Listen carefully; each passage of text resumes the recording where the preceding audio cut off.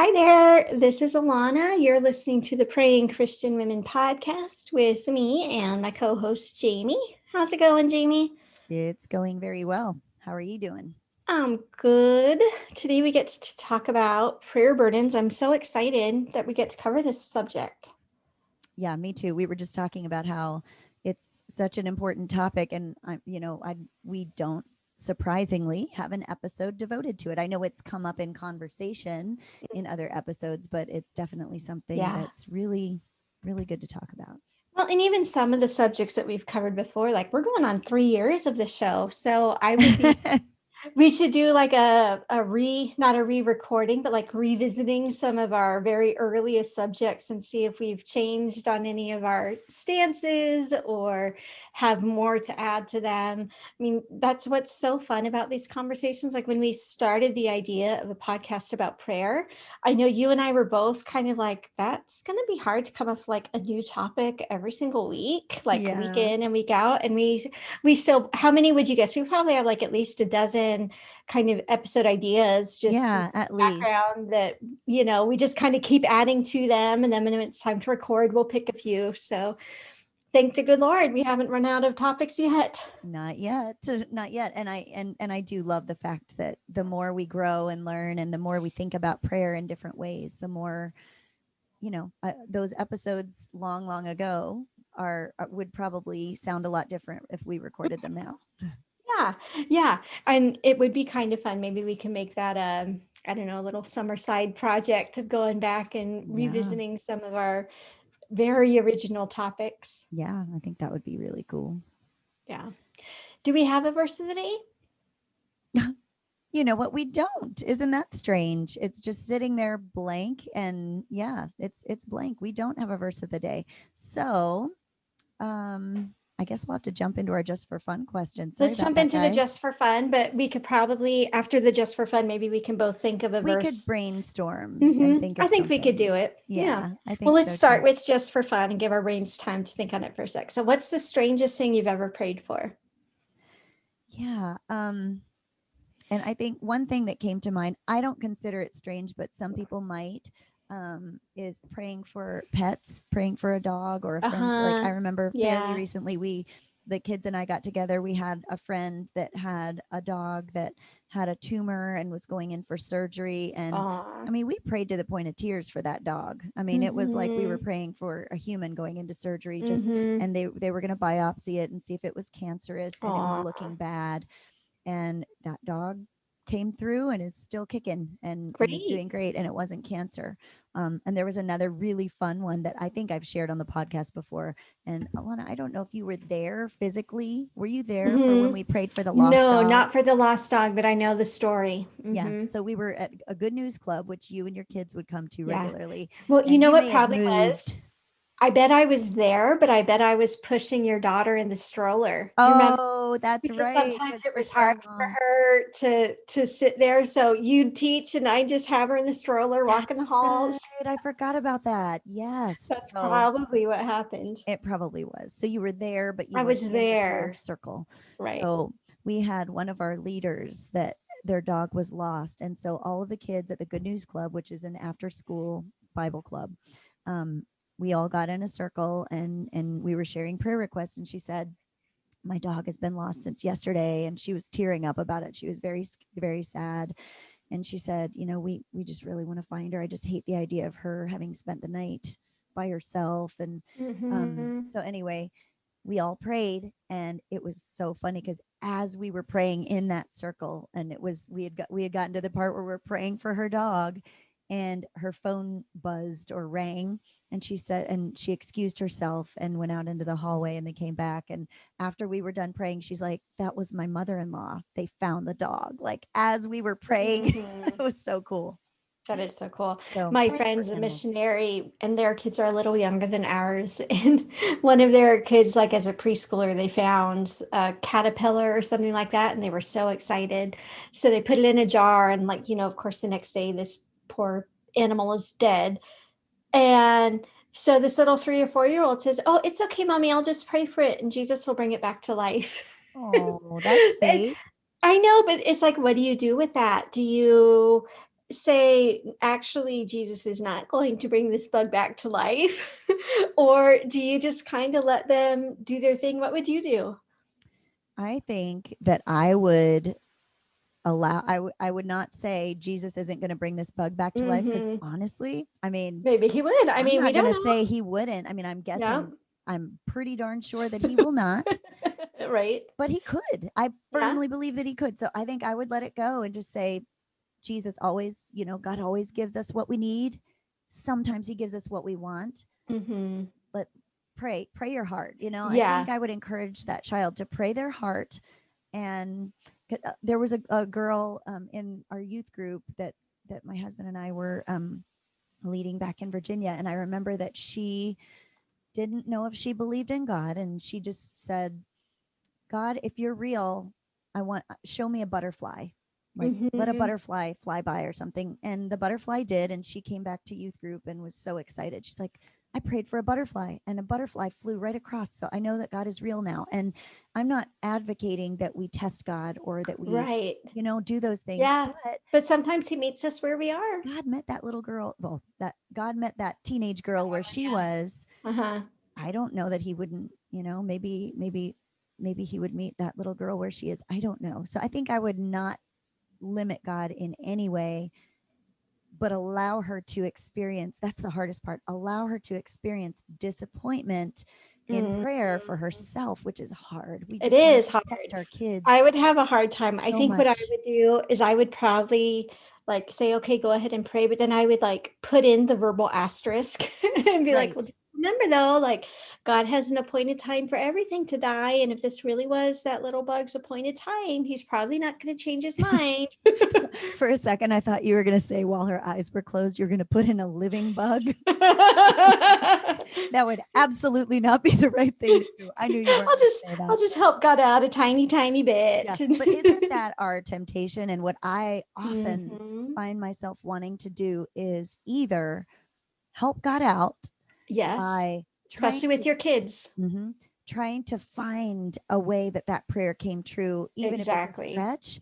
And I don't think that's the right thing to do. I think it's important that our kids experience disappointment in prayer as well as Hmm. answers to prayer, and that we explain it in a way that they understand if possible. Like, Yeah. my old go-to with it's the Happy Meal prayers. My kids would pray, Hmm. please God, let me get the green dragon.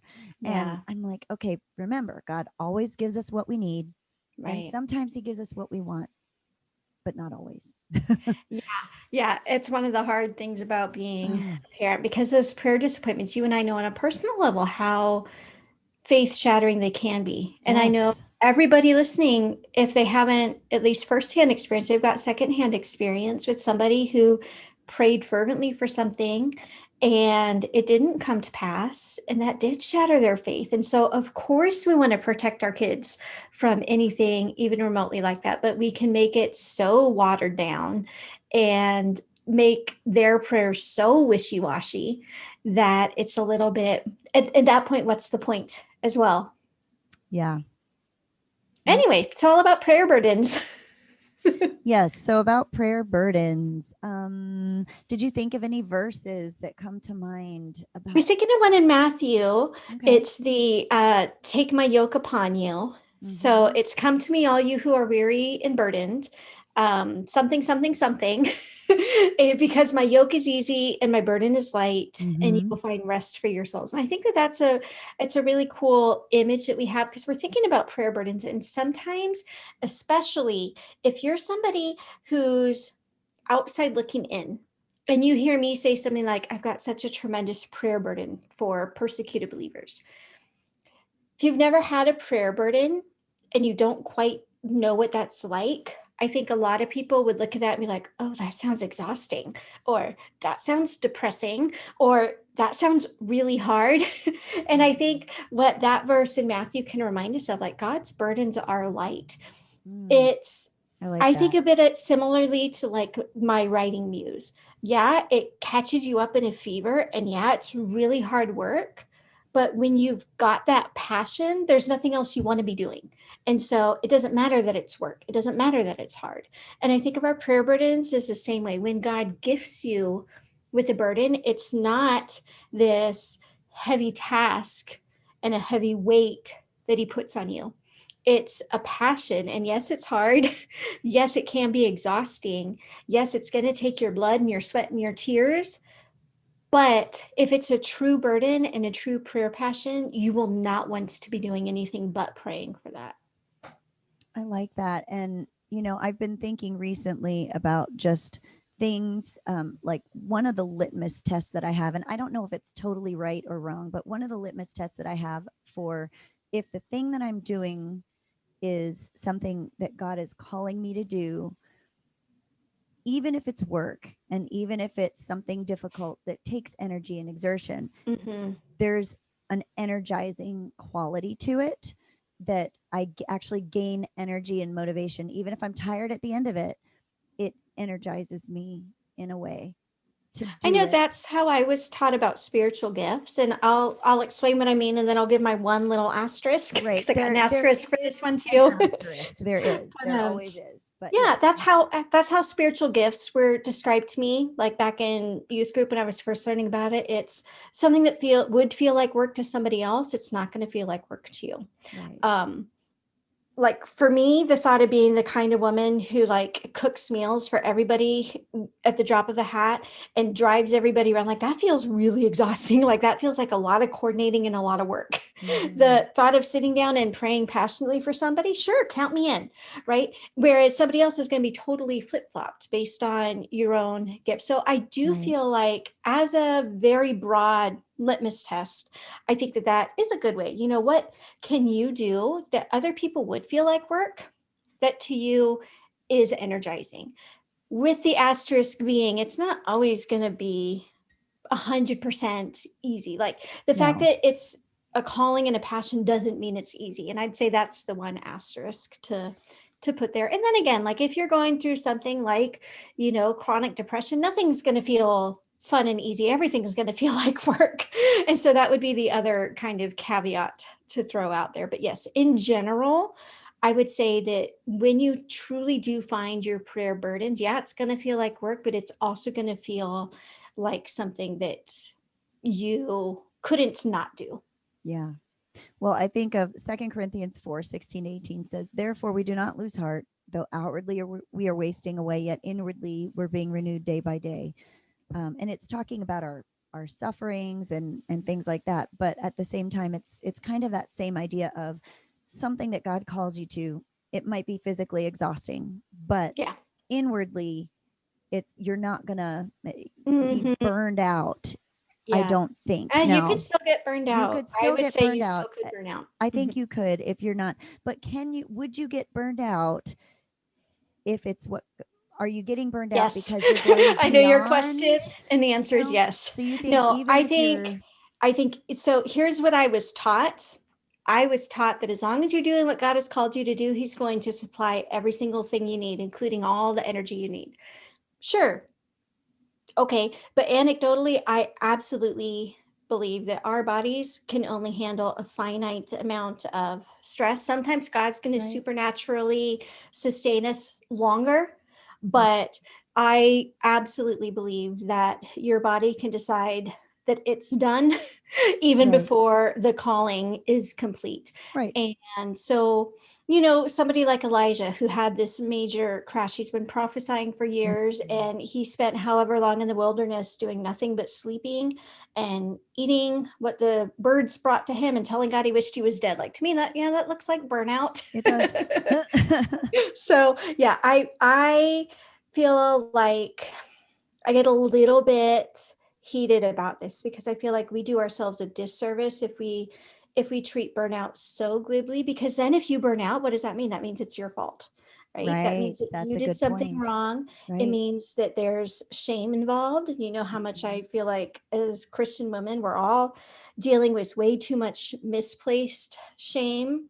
To me, saying that, burnout, a Christian who's in the middle of God's will is never going to burn out, is like saying a Christian who doesn't sin is never going to catch a cold, right? Like they don't really influence each other hardly at all.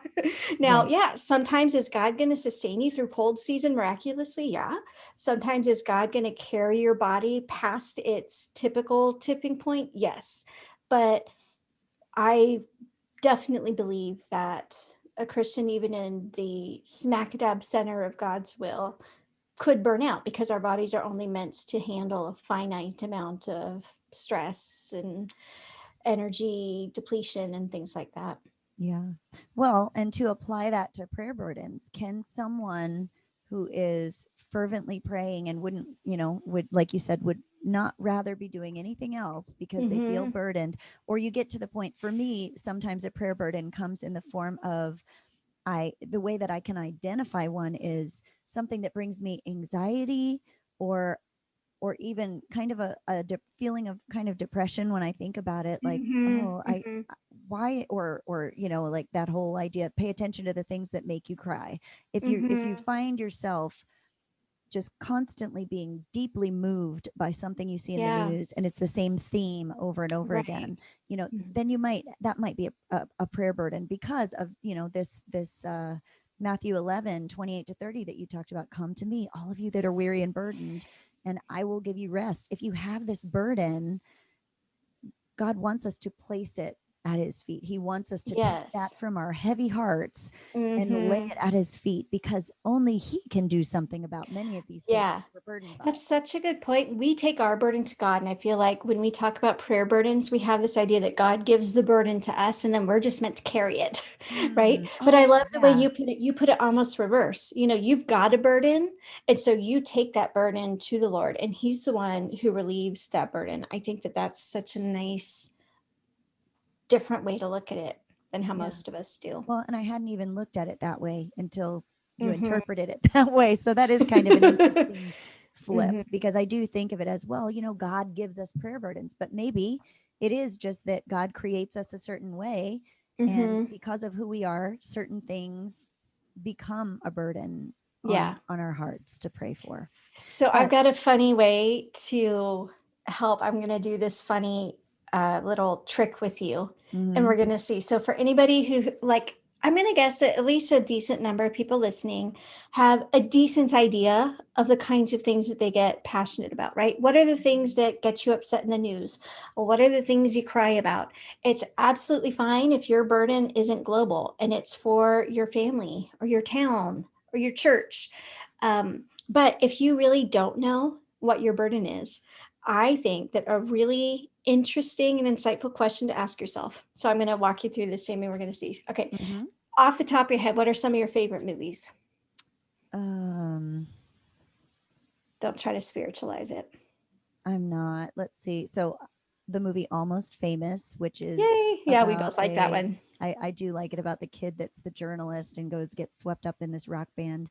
Hmm. Um, oh my goodness, now I'm drawing a blank. Walter Mitty, The Secret Life of Walter Mitty. I don't know that one. It's an interesting movie about this guy that basically has all of these like imaginary like daydreams, and then Uh he huh. goes from being a daydreamer kind of with a boring life to living out some of those dreams in Oh, real life. interesting. Yeah. Okay. um oh my goodness, I'm totally drawing a blank. I know I have That's fine. so No, that's fine. many. There are a Um, couple of war movies that I really like. well, you've got some sci-fi, right? Oh, I love sci-fi. Yes. Yeah. Ooh, inter not well, I do like Interstellar.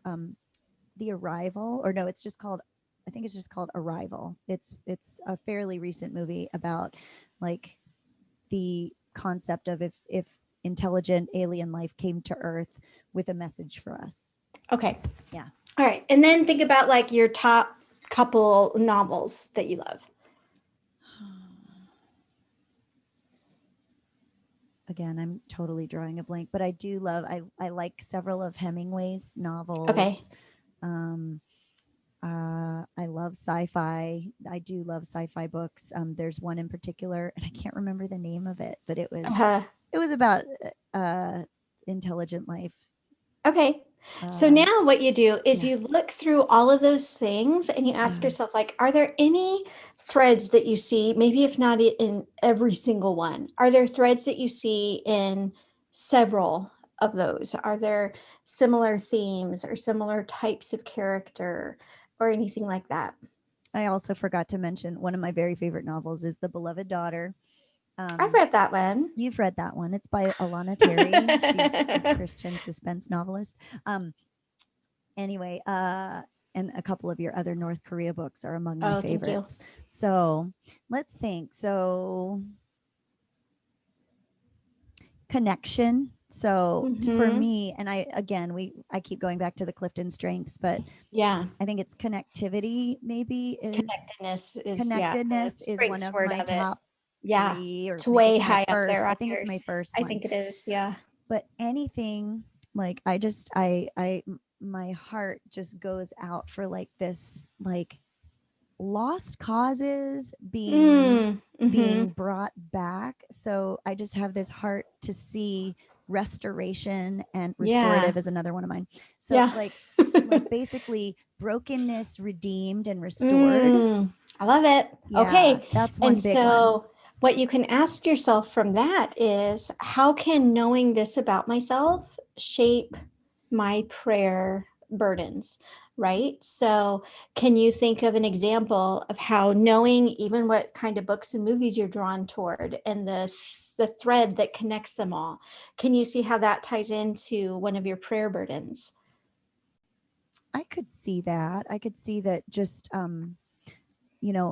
injustice and the persecuted church and, things like that. I think probably I am definitely burdened for the injustice that happens, the suffering, in general. And I think one of the ways that I could not just pray, God, I just pray for these people that are suffering or that are being persecuted for their faith or whatever, is I could actually pray specifically that God would use those situations and picture in my mind ways that God could use that suffering and that he could use those difficulties to actually enrich the lives of those people and the people that he would use them to minister to in the future. Or, I don't know, but just seeing the brokenness and just thinking forward to God as a redeemer. He's a restorer, knowing that that's a promise, that's who he is, and praying for that quality of God to be just rained down on those people that are suffering right now. And I don't know, does that? No, I love that, and so I would say, if you're listening and have no idea what your prayer burden is, go through that exercise. Let me throw out just a totally different hypothetical. Like, let's say that you love watching cooking shows and rom-coms, and you look at that list and you're like, oh, what am I supposed to pray for? The bakery next door. But even something like that, what is it about those shows and storylines that you love? Is it the relationships? Is it the romance, right? And so maybe for you, it's about this feel of being, like you use the word connected, like being connected to those around you and having this like sweet, harmonious, cozy feel. Well, you know what? Maybe your prayer burden is to pray for the harmony in your town and in your church and in your family and in your relationships, right? So I don't want everybody to feel like Jamie and I, when we talk about prayer burdens, we talk about global things because those are the burdens that God has put on our heart. But I don't want you to feel like there's sort of this hierarchy, like, well, the only burden I could think of is praying for my family. Well, no, that's the burden that God has gifted you with. That's the passion he's gifted you with. And nobody can pray for your family like you can, right? Like literally nobody is going to cover your family in prayers the way that you can and will. So again, this isn't a place to compare or anything like that. And yeah, I would say, like, what are the things you're drawn toward, even just in your entertainment? And what might that show you about your prayer burden? Like, I like to play Tetris when I'm not doing anything else, and I find it relaxing. And you know what? Like, I love seeing how little pieces fit into bigger pieces. And I feel like my prayers can help things that feel scary and chaotic on a global level fit together, because I am praying for God to use this over here and that over there and this over here. So even something really silly like a video game you like to play on your phone when you're bored can give you a tiny bit of a clue as to the sorts of burdens God might be placing on you to pray for. Yes. And I had never thought about that aspect of it because I typically think about, well, read the newspaper, read the Mm-hmm, mm-hmm. headlines and see what about those things, whether it's local or global. But Right. many of your prayer burdens may not have anything to do with anything that reaches the headlines. So Mm-hmm, that's a great other way to really start. I love that about movies and books. mm-hmm. And I didn't have great answers because I wasn't able to think about it. But if you have that in the back of your mind, Yeah. as you search for entertainment, what are that's a Mm-hmm. really great, and I'm going to be doing that just to Yeah. kind of Or what see do you what love to do those. in your free time, right? Like, let's say you had a Mhm. week to do anything. What would you do? And how can that tie into your prayer burden? Maybe you know that you would jump on a cruise ship and travel because you love being around people and you love going to new places. Well, you know what? Your prayer burden might be for people in other parts of the world, right? Like, there are so many clues that God has given us. And if you train yourself to start looking for those, you really can see a lot. Like, I even find we did a whole episode about it because I'm finding so many prayer parallels in taking care of all my house plants, Yeah. right? Like, for me, it's about nurturing and growing. And okay, so my prayers, I know that I'm called to pray for the maturity of believers. I'm not called just to pray for people to get saved. I'm called to pray them to maturity, right? So there are so many clues that God has thrown about. And if you open your eyes to them, He is going to make those clear to you. I love that. So my next question is, can prayer burdens change and evolve and morph over Mm-hmm. time and Mm-hmm. during different seasons? Absolutely. Like in my case, I have one prayer burden that was lifted. And I believe it's because God already answered that prayer. So you brought up my very first novel, The Beloved Daughter, Mm-hmm. and it's set in a North Korean prison camp. And I wrote it in about 2010 or so, and it was Mm-hmm. published in 2013. And I researched a specific camp that was a hard labor camp where North Korean prisoners were sent. It was one of several, but I researched a specific one and named it in my novels and would have a tremendous prayer burden for that specific camp.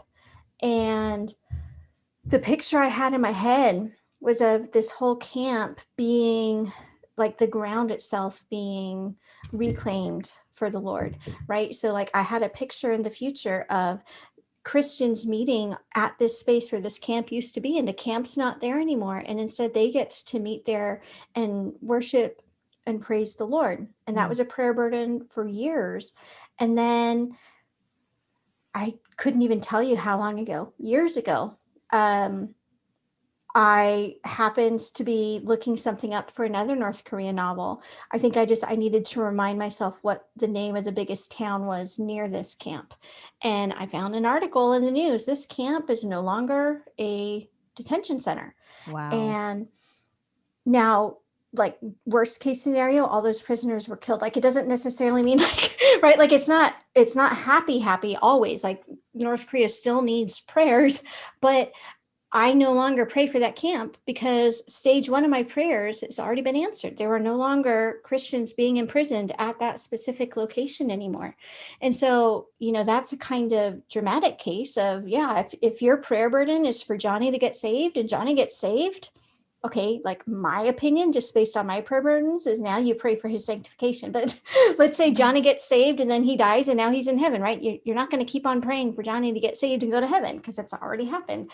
So Mhm. those are cases very clearly where your prayer burden can change. But I think that even based on life circumstances, absolutely.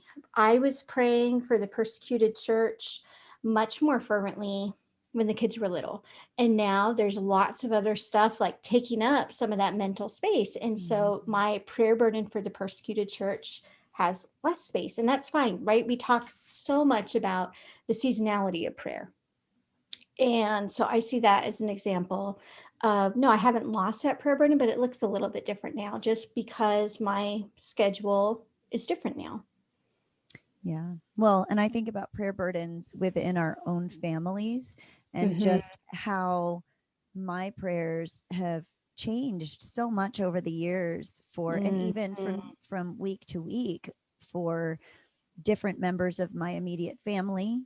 Yeah. that I, for a season pray fervently for a certain thing, and then another one might have a different focus, or there might be one child that takes more of my focus at one Mm-hmm. stage than Mm-hmm. another, and then And it that's shifts fine. back then. Yeah. Yeah, and that is okay. We talked in the Yeah. last episode we recorded when we were talking about, is it selfish to pray for yourself? Mm-hmm. Mm-hmm. And it's there are different a balanced prayer life, and the prayer life that God is calling you to doesn't have to be equally distributed Mm-hmm. among every Yes, exactly. probably shouldn't be, because that's more of a, hey, I'm going to take control and I'm going to pray for 30 seconds for each person on my list. Mm-hmm. Whereas Mm-hmm. being open to the Holy Spirit really guiding and directing those prayers, you're probably going to pray more for some than others different times. And I think the same goes for any kind of prayer burden. Yeah. So there needs to be freedom. Mm-hmm. Yes, freedom, no guilt. And yeah, don't worry if your prayer burden does change. Like sometimes I remember when I recognized that I was praying less fervently for North Korea than I had been. I fought it for a little bit. Like I thought that therefore my job was to muster up passion and to Mm, muster up discipline. And no, I just think, like I said, I'm at a different spot right now. My burden hasn't gone away. It looks different now. And that's okay. So I think that, if we think about prayer as this journey that God is taking us on, your prayer life today shouldn't look like it did last year, right?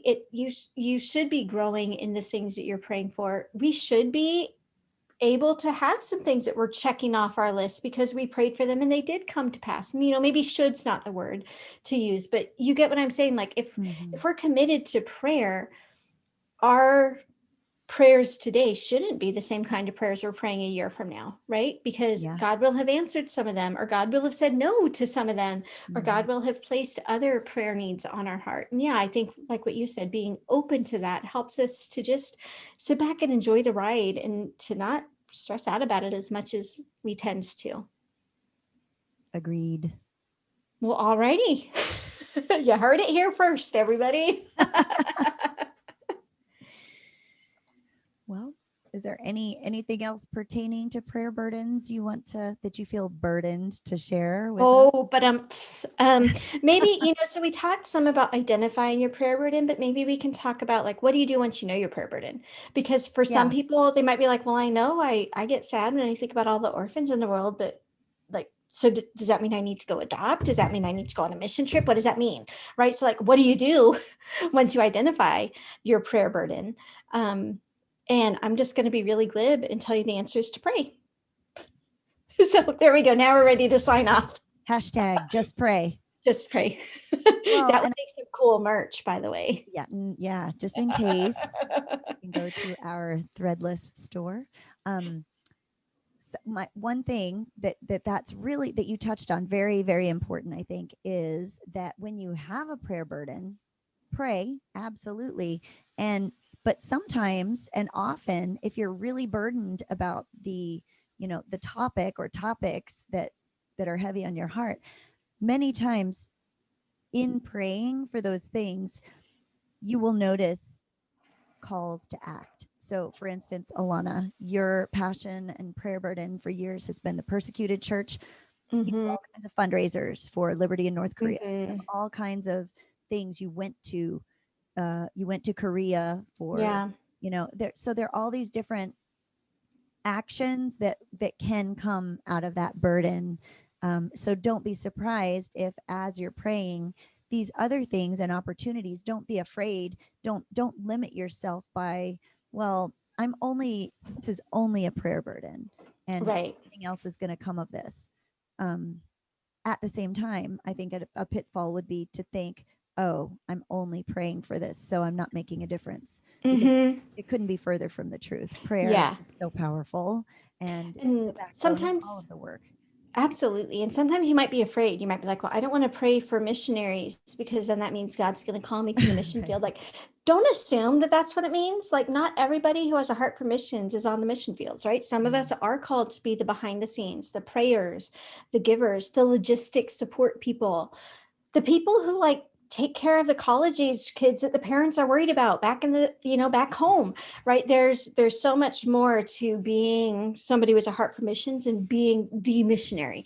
And so that would be the flip side of Jamie's warning is don't be afraid to pursue your prayer burden because you think it automatically means that God's going to call you to something that you're not ready for. Now, yeah, does God call us for things we're not ready for? Sure. But don't let that be an excuse to not pray for something. And sometimes your prayer burden will result in a tangible calling, right? Like I look at my prayer burden for the persecuted church and for North Korea, and I look at the 5 North Korea based novels I've got that I wrote sitting on my shelf. And to me, it almost does feel like my work is finished, right? That's the culmination. Like I had crazy nightmares about persecution my entire teenage years, all the way up until I wrote The Beloved Daughter. And then those nightmares stopped, right? So in my case, like putting that burden into the tangible product of a novel was almost the culmination of my prayer burden. Like I said, my burden hasn't gone away. It just looks a lot different now. It's almost not to be a Marvel geek, but I am. So I want to apologize. Like in Endgame, at the very end, there's a scene where one of the main characters is about to die and his wife comes to him and she says, it's okay. You can rest now, right? Like he saved the world for the 10th time. It was time for him to rest. And sometimes I think that's also something for us to acknowledge and remember. Sometimes we can rest from these burdens. So you've been praying for Johnny to be saved. And you know what? Johnny is saved. It is okay to sigh that sigh of relief. It doesn't mean that you immediately need to adopt a new prayer burden the next day, right? Like you can sometimes just sit back and be thankful that God has answered your prayers and trust that the next prayer burden is going to come to you at the right time. I don't want anybody to feel like they need to muster up a prayer burden, right? Right. To be in the club, to be a real, The cold true prayers, I'll pray like this. prayer, you have to have a quote prayer burden, which, it's just a word for something God is. It's not, I remember in the days of college where everyone was like, oh, my life verse is such and such. Yeah. And to be a real mature Christian, we all chose our life verse. So if you didn't have when someone asked you, what is your life verse? You felt pretty good about yourself for having one right off the top of your head. Half of those people probably forgot what their life verse had been 20 years ago. Right. So it's the same with, it's not like someone's going to come up to you and say, what's your prayer burden?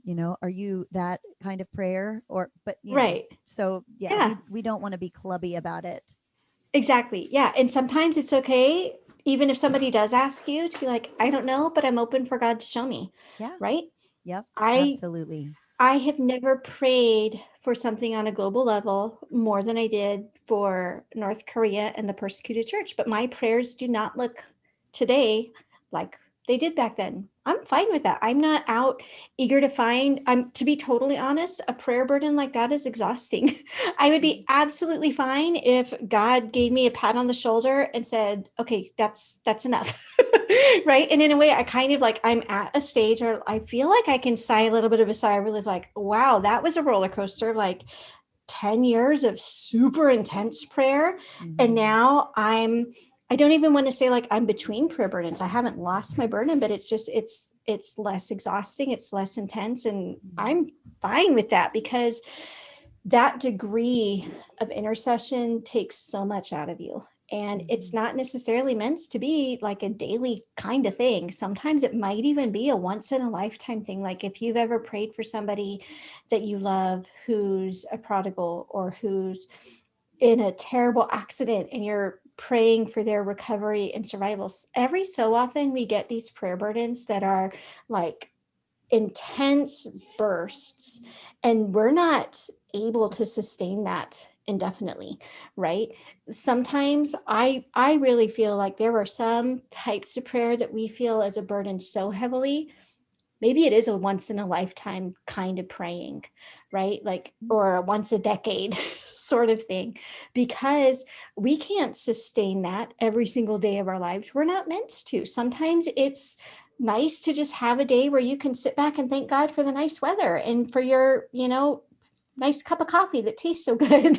So don't want anybody to feel any sense of like, oh, I've got to muster something up, or if I'm not praying super intensely every single day of my life, that I'm missing out on what God has for me. Just be open for God to show you things that he wants you to pray for passionately about. When he does show you those things, be obedient to those. And then from there, I really feel it's a sit back and enjoy the roller coaster, because it can be a huge roller coaster when God places those burdens on you. Yeah. Well, another thought is, if you tend to be either, if you're new to prayer, or maybe you tend to be, more of a doer and less of a prayer, if God has equipped you and designed you to be a doer, look at the things that you're involved in, like the activities that you enjoy doing, whether it's ministry with your church, or whether it's even just, maybe you're a golfer and you go to the golf club once a week to play with people. I don't know. I'm just making stuff up. Think about the things that you enjoy doing, the things that you're already doing, and maybe come up with ways to incorporate prayer into those things that you're already passionate I about. love that. Yeah. So maybe your golf is your passion and you go to the golf club, and there might be quite a few prayer warriors at a church ministry event, but how many are at the golf club every week? Yeah. Or the bowling league, or whatever, Yep. however you choose to spend your time and enjoy it, the knitting circle, I don't know. So kind of be creative about opening opportunities for you to pray during and in activities and about activities that you are already passionate about doing. Yes, that makes so much more sense than trying to create passion out of nothing. Right. As a creative minded person, I really do think about the muse. It's something that happens to you. You can create a scenario where inspiration is more likely to come, right? Like you can have margins in your life, Right. so you're not so busy that when the next big idea comes, you're too busy to be ready for it. We can do things like that to be prepared and equipped, but I would much rather wait and let God gift the passion to me than to, go anxiously about fretting because I haven't found it yet. Yeah. Or to make something up to sound more spiritual, and to be, well, my prayer burden is this, or this. And you've latched onto that. So you miss the true, you're not open to seeing the one that God might bring. Yeah. Yeah. So as a takeaway, just make sure that your life and schedule and even your prayer time has a little bit of margin or a lot bit of margin, Yeah. so that there's room for God to add a burden there. And then again, sit back and enjoy the ride, because it is one heck of a ride. All right. Well, thank you. This is such a fun topic, and I hope it was encouraging to people listening. And if you have a prayer burden that you want to share, I think we would love to hear that. I think that sometimes hearing other people's burdens can really help you, because, like I said, if you just listen to Jamie and me, you might think that all prayer burdens have to be about like global events or something. And there were so many different types of prayer burdens that aren't even on my radar or Jamie's radar. So if you wanted to join our Facebook group, that could be a fun place to have these sorts of discussions in the Praying Christian Women community on Facebook, or leave us a comment or anything like that. Are we ready to close with our blessing and benediction? Yeah, I'm ready. Let's do it. All right. May God fill your heart with greater joy than all the world could ever offer. May he fill you with joy in his presence. May God himself be your joy and your delight. Through sorrow and sadness, may the joy of the Lord be your strength. May the Holy Spirit himself anoint you with the oil of joy and gladness, and strengthen and encourage your spirit this day and forevermore. And our benediction is from Psalm 20, verses 1-5. May the Lord answer you in the day of trouble. May the name of the God of Jacob protect you. May he grant your heart's desire and fulfill all your plans. May we shout for joy over your salvation, and in the name of our God set up our banners. May the Lord fulfill all your petitions. May the Lord give strength to his people. May the Lord bless his people with peace. Amen.